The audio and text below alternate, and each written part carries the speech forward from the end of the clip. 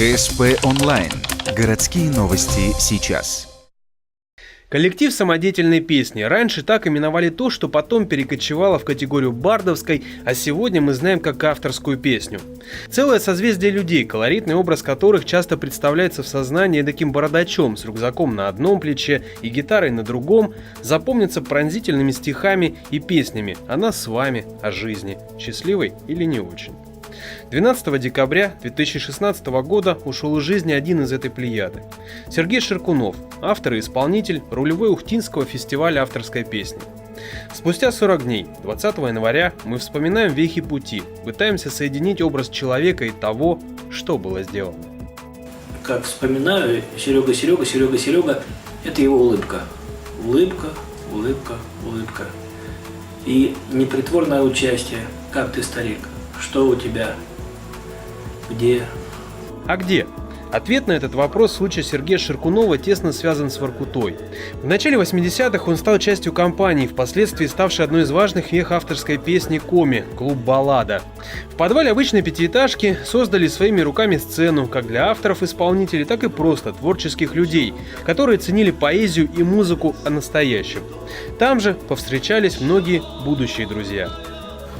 На концерте, в Балладе. Я ехал с поселка, я на поселке тогда жил, опоздал. Значит, захожу по лестнице этой в темный зал и слышу, какой-то мужик на сцене поет. И беспечно я лил на баранину кетчуп с кемали. Я слышал это в исполнении там Юрия Ильича Висбора, конечно, там, и знал эту песню. Но чтобы ее исполняли с такой силой, что я почувствовал, как этот кемаль льется на баранину, да еще в подвале в Воркуте в нашей.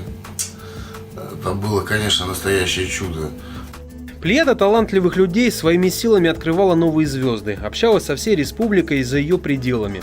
Можно сказать, что Сергею повезло в самом начале. Люди, среди которых он вращался, очень хорошо понимали поэзию и могли оценить класс.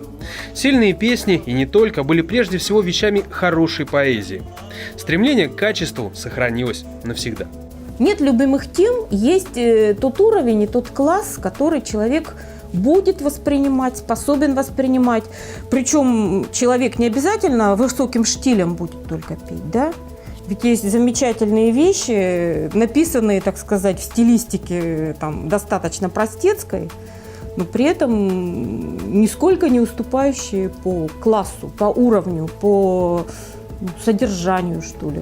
В 90-е Сергей с супругой переехали в Ухту. Здесь было полегче в кризис. Со временем нашлась поддержка со стороны вуза, тогда еще института, ныне университета. Появилась студия бардовской песни. Для меня он вообще был, наверное, такой стартовой площадкой. Он появился в Ухте, когда переехал сюда, он активно, в общем-то, сразу же стал заниматься продвижением авторской песни. Здесь у нас этого очень не хватало. То есть любители, фанаты этого дела, этого направления были. Они есть везде, в общем-то. А площадки для этого не было. И вот он ее, в общем-то, организовал. Он и был такой площадкой. Творческие искания тесно переплетались с общением, с семьями и с друзьями, собирались где-нибудь на природе у костра. Пели, разговаривали. В общем, романтику таких посиделок объяснять было бы излишне. Так или иначе, но именно эти посиделки стали началом фестиваля авторской песни. Сначала городской, спустя пару лет он стал республиканским, но география участников еще шире. Когда звучит, лично для меня Ухта, то сразу идет ассоциация Сергей Ширкунов. С годами участников фестиваля становилось больше, приезжали из самых разных мест. Однако фестивалю удалось, наверное, сохранить главное. Тот дух, где ты выбираешь не конкурсную программу, а скорее тот костер и компанию, за которой тебе лучше. То есть людей приезжает намного больше.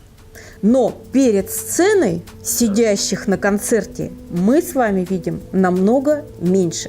Зато приехавшие гости не успевают чашку чая в рот кинуть, потому что приезжают отдельные коллективы, компании. Тут тебе, не знаю, что у нас, спасатели, туристы, водники, пожарники, отдельные предприятия.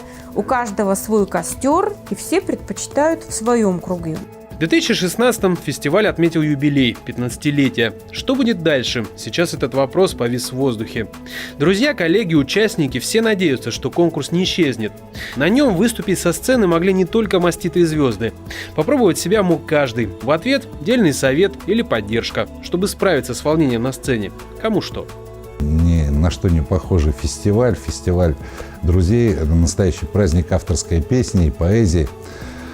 Но так вышло, сперва не стало Володи, потом не стало Саши, и вот сейчас вот ушел из жизни Сергей.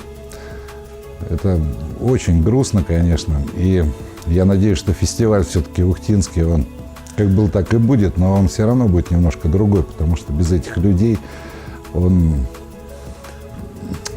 не будет таким объемным и так здорово наполненным, каким был. Что же насчет личного творчества? В нем Сергей Ширкунов был, как любой настоящий автор, нечасто доволен собой. Песен на собственные стихи немного, чуть ли не одна. Своих, как это говорят нынче, альбомов, только на кассете тоже одна, песня о родной Воркуте.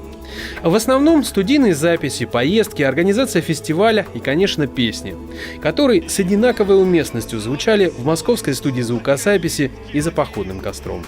Я благодарна Сережке за песню про белых волков. Он мне обещал, что он меня научит ее играть. Не научил, не успел. Я обещаю, что сама выучусь.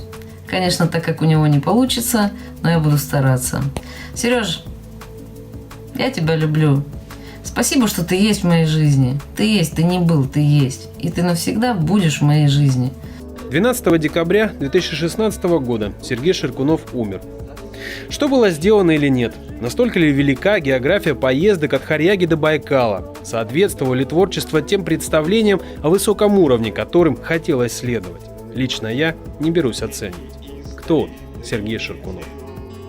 Хороший человек был.